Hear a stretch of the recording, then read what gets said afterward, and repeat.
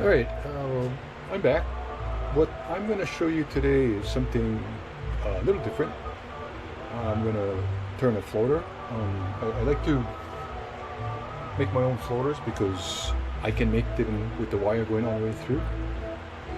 And if you ever use the floaters with the little screw eye and you hook onto a fish and your line cuts, or so you think, and you reel your line up and you find out that your swivel's only attached to a little screw eye and your floater's floating around with your fish over there, it's kind of depressing. So ever since that happened, I've made my own floaters, and I always make this wire go through. There's no way you're going to lose a fish with this. It's a 300-pound test stainless leader line.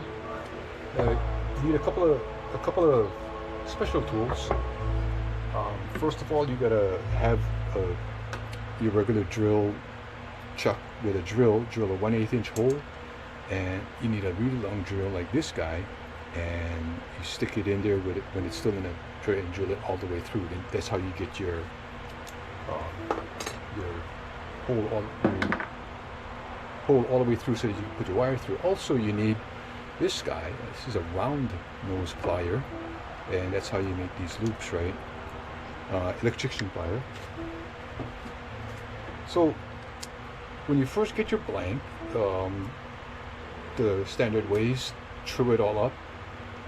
You need a tenon on at least one side. Put it in your chuck, drill your hole, get it all the way through, and then after that, you're gonna need a drive center, a safety drive center, or one of these drive centers. And what you'll do is you're gonna float your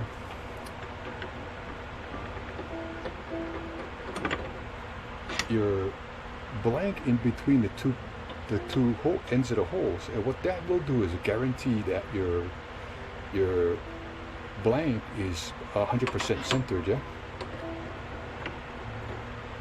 And then turn tenons on both ends. I always like to turn tenons on both ends, mainly because of this. I put some glue on there. After you rough shape it, find some cracks or stuff, fill it up with CA, and then you can make a decision, right? If there's cracks and stuff, you can put this on the thin end, and you'll turn away most of that stuff. Okay, so let me gear up and I'll be back.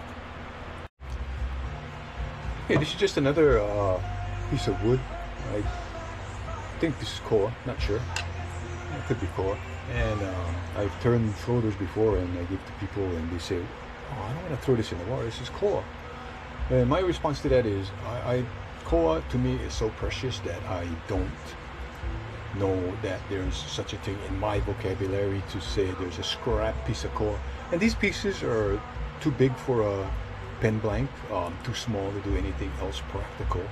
So that's what I do. I like to use koa because koa is a very dense wood, it barely floats.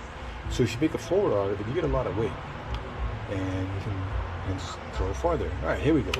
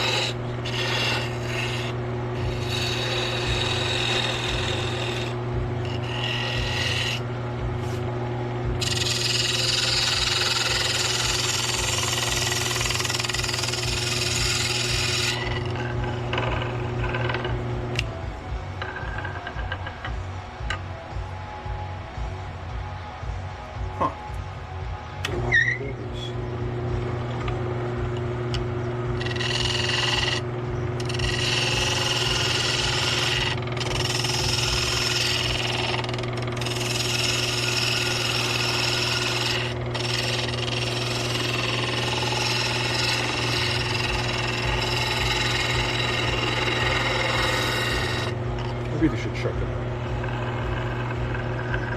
See what I'm doing, right? This is the test roundness, and the last time it vibrated, so something was not around. Real quick, negative rake scraper.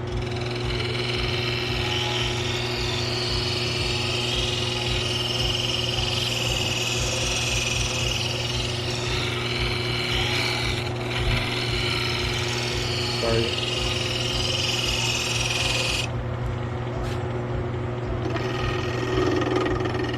Not wrong.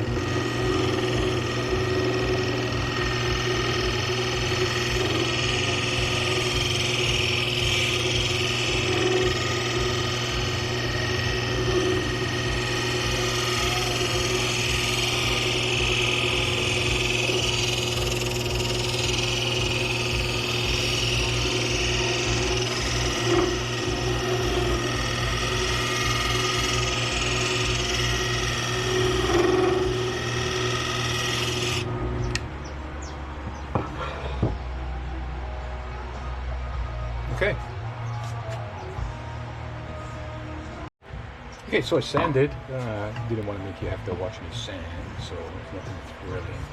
So I sanded to like 400. I don't think you need to, but I do because I'm going to be throwing this in the water. And yeah, I like to make things look kind of nice when you're wasting time fishing.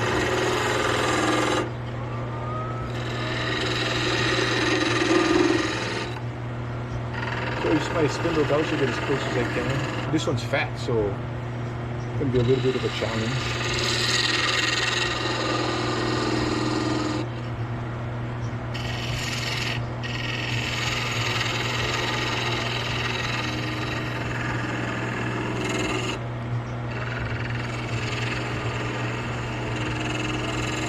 See, at the end, my gouge is almost vertical.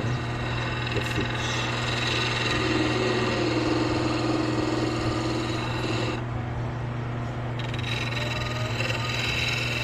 Quick and quick.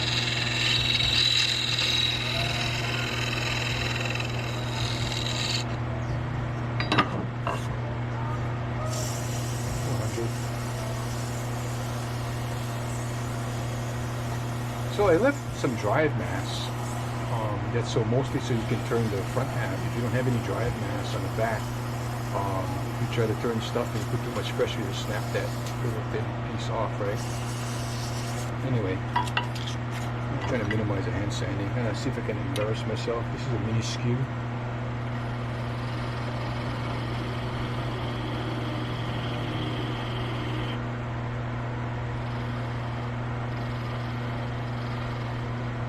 When you do these cuts, almost have to use the wrong side of the skew.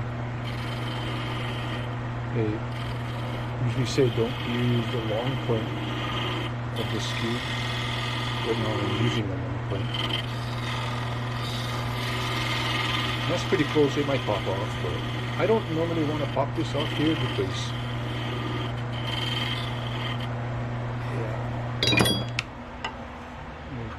try to use my flush cut saw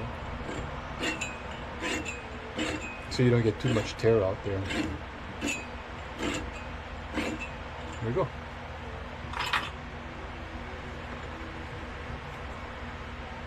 So yep, some minor hand sanding, and this is a nice heavy floater. Oh. Yeah, there you go. And thank you very much.